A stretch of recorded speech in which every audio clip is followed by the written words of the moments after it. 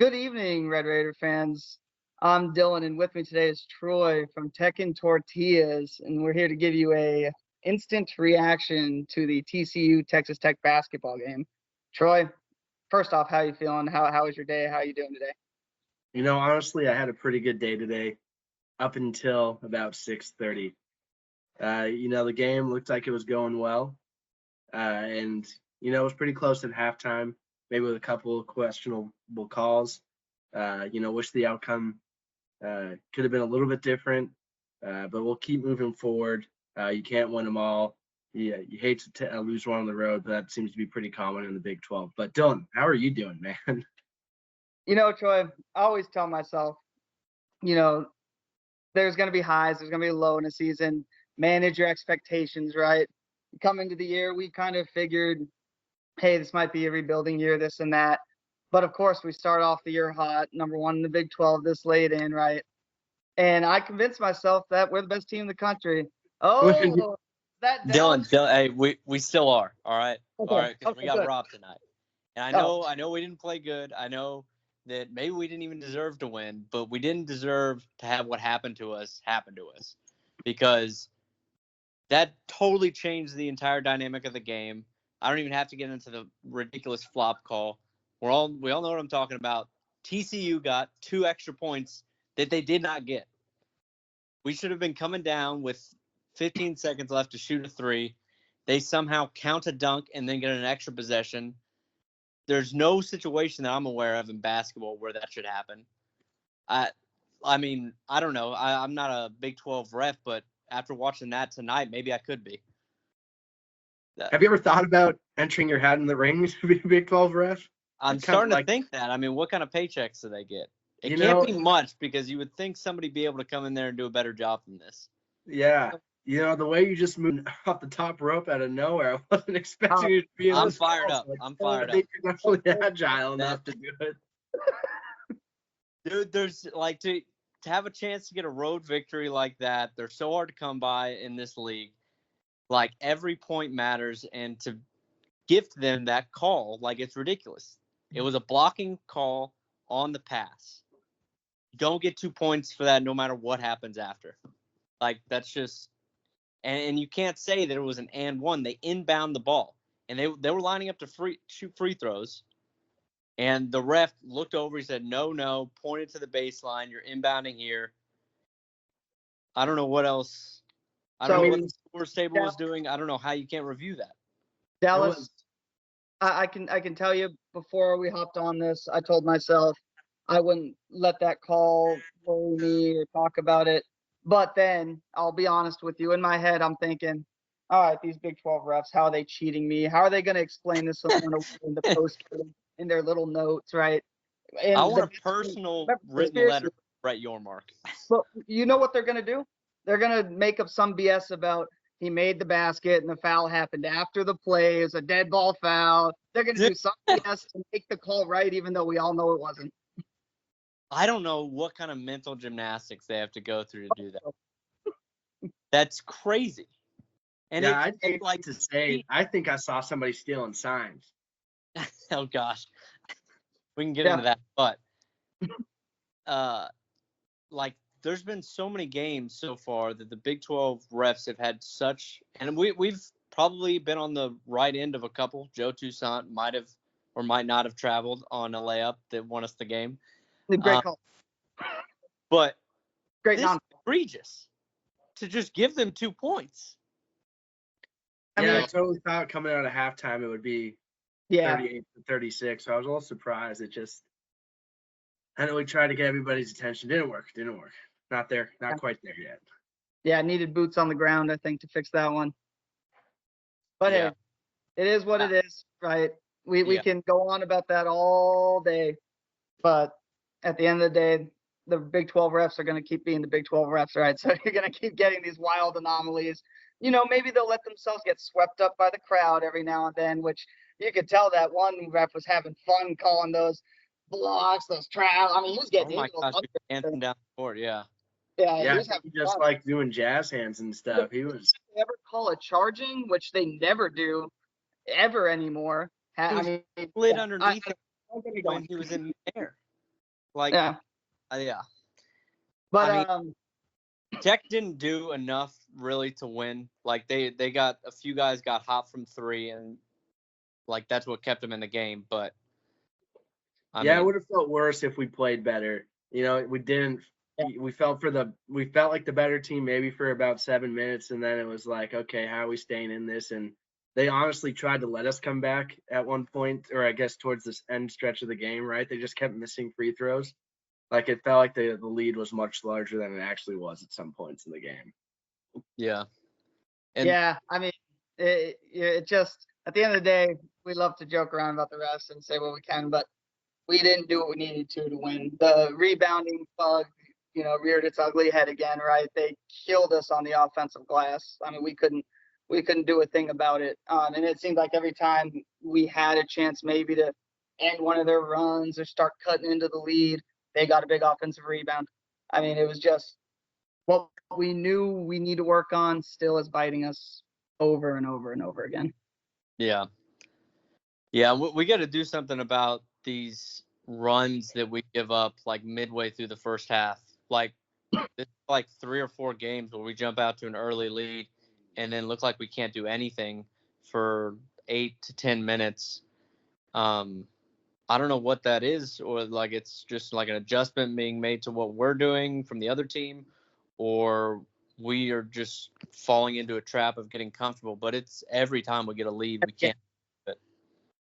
Yeah, usually you expect those kind of swings from like game to game, maybe not even game to game, but obviously Pop's not going to have a great, 7-game stretch or even 2 or 3 game stretch. So like you expect to be a low in a series, but it's like in minutes and 3-minute stretches. Like we just can't figure out. 1 minute he's like the greatest Well, three. it's longer than 3 minutes. Yeah, longer.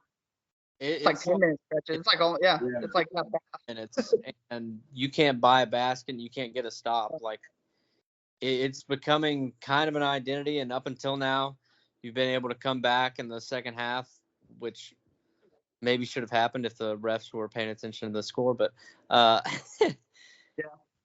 I mean, they went on a 21-3 run in the first half with an asterisk on it. 19-3. Runs like that, you just can't. Especially in Big 12, it's too tough night in and night out. You really can't let teams, get that momentum and take advantage of it. But the other thing, I mean, Micah Peavy, what's he doing hitting threes like that?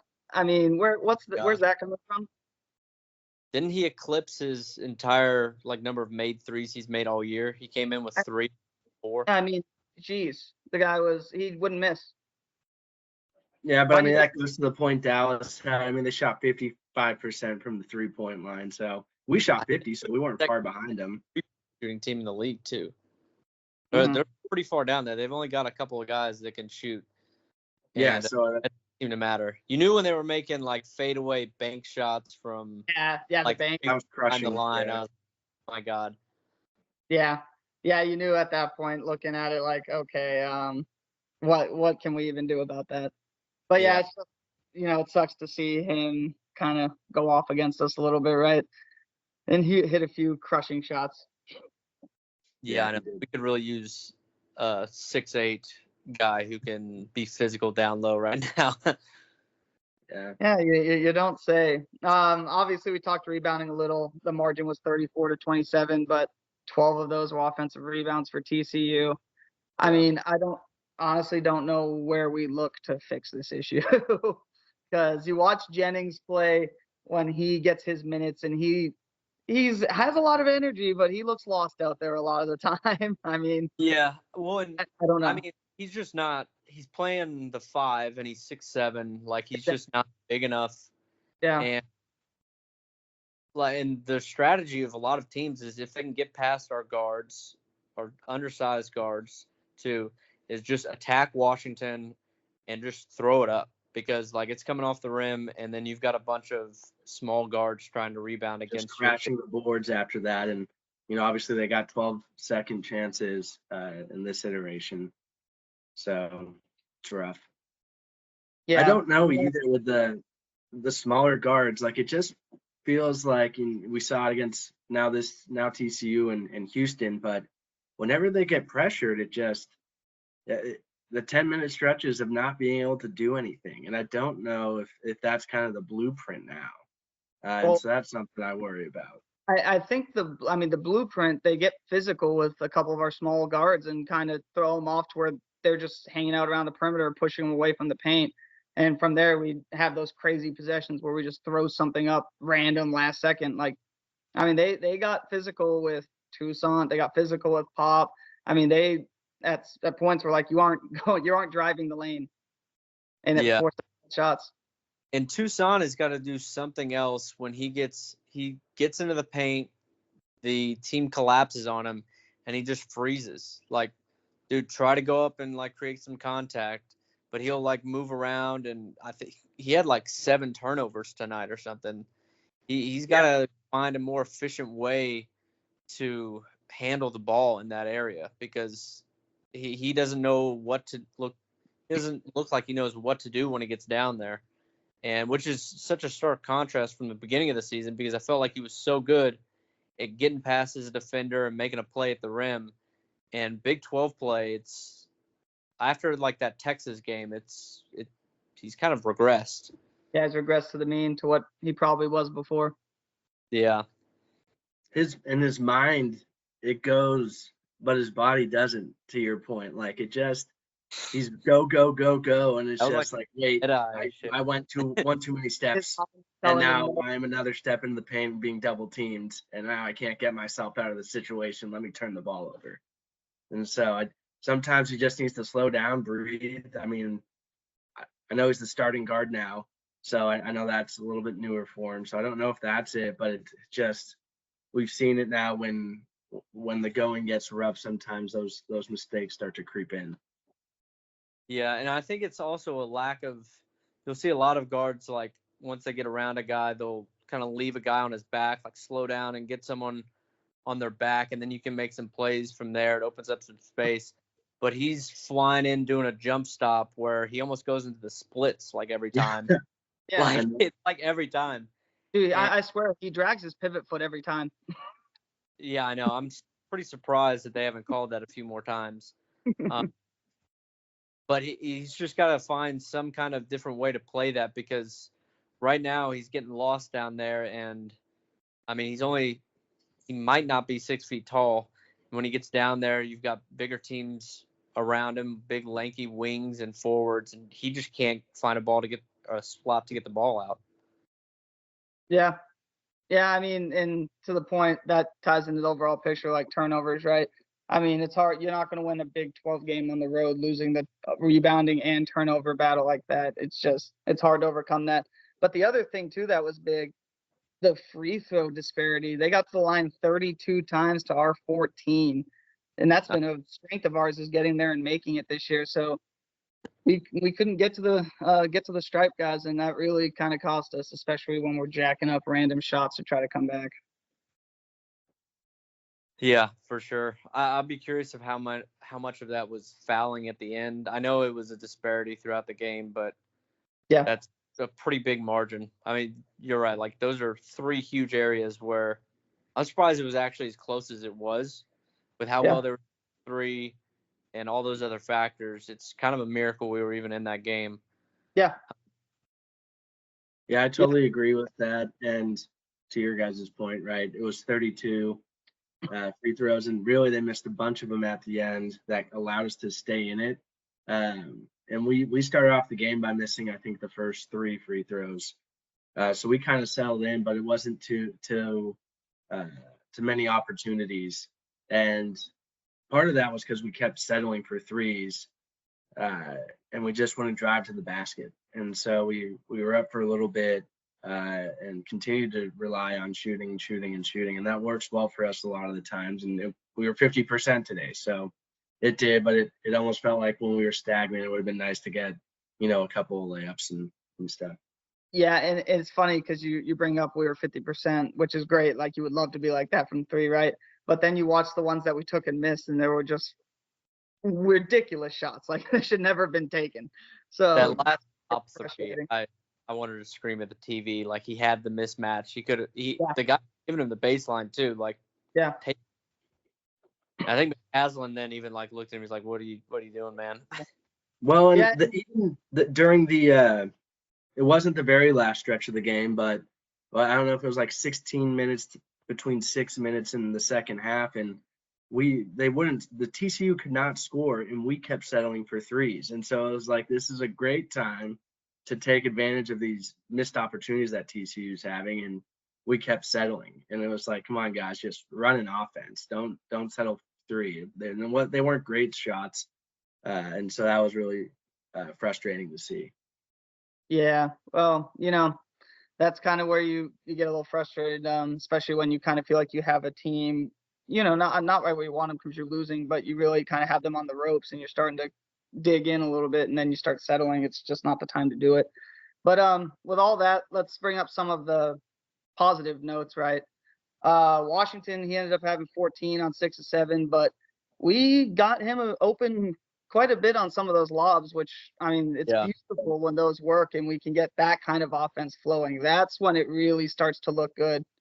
So it's good to really see that going. Plus, you have the kickouts off of that if it's not open, right? Yeah, I felt like that was a really good adjustment they made because at the beginning of the game, we were getting a lot of those cross-court passes to open three-point shooters, on that no-middle defense that Tech fans know so well. That's the vulnerable spot. And I felt like TCU kind of adjusted to that and was leaving the paint open a little bit more, and they came out and hammered them. But, yeah, I mean, I thought the coaching, we did a good job making the adjustments. It just wasn't enough tonight. Yeah, so Isaac had 9 assists on 2 turnovers, and then Toussaint had 9 assists on 8 turnovers. So, obviously the assists being the good, but the turnovers, not too many on Isaac's side, but gosh, 8 from Toussaint, that hurts. That's a dagger right there. Yeah, and I know he's been, a good leader of the team and obviously had a strong start to the season. But I wonder if McCaslin opts to go with a few more lineups with just Pop, McMillan, Walton, Williams, and Washington out there with him on the bench. You get another three-point shooter in there. And McMillan is good at handling the ball. Like, he can be a good enough secondary ball handler. And also, like, McMillan coming in there in place of him, he's a much better rebounder, great pops, and can actually go up there and contend. And Joe's kind of lost down there just trying to, find a body to box out. Yeah. I mean, to that point, Dallas, Pop and Chance, 10 from 20 from 3. So I don't know if there's many backcourts that could just fill it up like that, and that's being off the bench for Chance. So that's insane. Yeah, and for what Dallas said about the lineup, that's something I was kind of curious and wondering about. The big thing, if I'm Walton right now, I mean, I'm practicing as hard as I ever could. I'm making every effort play I can because this really is his chance to do exactly what Dallas just said and kind of try to get that spot. Because the way it's going right now, I mean, when McMillan's on the court, right? Like, everything's there, so you think he slides in. So does that mean Toussaint? Does that mean Walton? Like, how does that look if Toussaint keeps playing this way? You know what I mean? So I think it is a good chance for him to Walton to kind of shine and earn even more minutes, right? Yeah, and I think Toussaint's definitely a better on-ball defender, but at this point, I think we need the rebounding more than the on-ball defender. So that'll be a curious thing, moving forward. I mean, if you got 4 guys out there that can shoot the ball around 40% from 3, I don't know a defense in the country that'd be able to consistently stop that. But we'll see. I know those coaches will be looking at stuff like that. It'll be hard to take a 5th-year senior off the floor, obviously, but I think it's kind of something you have to look at this point, at least maybe for a few games, and see if bringing him off the bench or something can get a spark started. He'll find it. Guy's got a lot of leadership. I believe in this guy. Yeah, he's got the dog in him. Yeah, it's probably too tough to make those decisions after one loss. So, and plus, we're not. What's that? We're not deep enough to make that decision. Yeah. Well, yeah. it's been a little bit of a trend, and I'm not Yeah. saying cut his minutes to like 15 or something, Yeah. but I know what you I mean. wouldn't mind seeing a little variation in that lineup instead of, I guess, Joe being out there helps Pop play off the ball a little bit more. Yeah. And then the only other, I mean, Williams, he got off to that start and then no baskets after those first 2 threes. And so that was something where, he doesn't take those all the time anyway, but he did it when he was open and, he made the first 2. And maybe that was, I don't know what that was, to be honest. But, you would have liked to see him be utilized a little more too. Yeah, but I mean, at the end of the day, man, Pop's continuing this amazing run in the Big 12, right? Which is good. Obviously, Mhm. sometimes he makes a few boneheaded shots, but I mean, if he can keep putting up these numbers and we can figure out the rest, that should be good. And then, I mean, McMillan, he's amazing. I mean, he's everything I want him to be. Yeah, and we do have to keep in perspective. If 2 weeks ago you say you go 2-2 through these last 4 games of a stretch, I don't think there's a Tech fan in the world that rolls the dice on that trying to get another game. You're set up. You've gotten through the hardest part of your schedule. I think this team can definitely keep improving. So they just need to stick with it. Yeah, Dallas, I was kind of trying to say that, and then you came on hot about the refs. Trying to talk about, hey, I'm trying to temper my expectations. I agree with you 100%. Especially, hey, I know we're technically not in first right now, but Houston plays at Kansas right this weekend, and we have Cincinnati. We'll be back, guys. We're on to Cincinnati. We're on to Cincinnati, We're on to Cincinnati, exactly. We're on to Cincinnati, guys. I've been saying that all week. All week. Any final thoughts, guys, on this game before we wrap up here? I do have a final thought. It was really it didn't feel like we were in foul trouble the entire game. I know there were key areas that we were, but we did have 3 guys with 4 fouls, so it didn't feel like we had to adjust the lineup all that much to deal with it that many times. But could also see where that could be an issue because Washington and Williams were 2 of the people that had 4 fouls. And Walton being the other big guard that had 4 fouls as well. So those are probably 3 pieces that you don't want to have the 4 fouls because McMillan can come in and replace either of the guards. But I guess you expect that with them having to guard the more physical players. All right. Dallas, any final thoughts from you? Big 12 ref screwed us. But I still think we have one of the best 3 teams in the league. We'll be back. We're going to blow out TCU when they come to Lubbock. I guarantee it. Bookmark. Yeah, I mean, that practically was Quote Lubbock. me. This won't come back to bite me at all. There's no way my team makes 4 threes in Lubbock. Yeah, so, I know, Matt. Yeah. Yeah, tough loss, but we'll be back. Yeah, I agree. Hey, still, it's a loss right now. It doesn't feel good, but by this time next week, we're going to be back in first place in the Big 12. We'll be talking about hanging a banner. I mean, it'll be great. We're going to win a national championship this year. See, look at that. That's the roller coaster of emotions. I went from burn it all down, it's done, to we're national champions. This is why we have to hash some of this stuff out over a phone call or something. Yeah, sometimes you got to talk through your feelings sometimes, That's why this kind of stuff's healthy. But hey, thank you guys for joining us today. And thank you all for listening. Please like and subscribe. Tech and Tortillas, Tech letter N Tortillas on all socials. Thank you guys for listening. And hey, guns up, wreck 'em. We'll win on Saturday.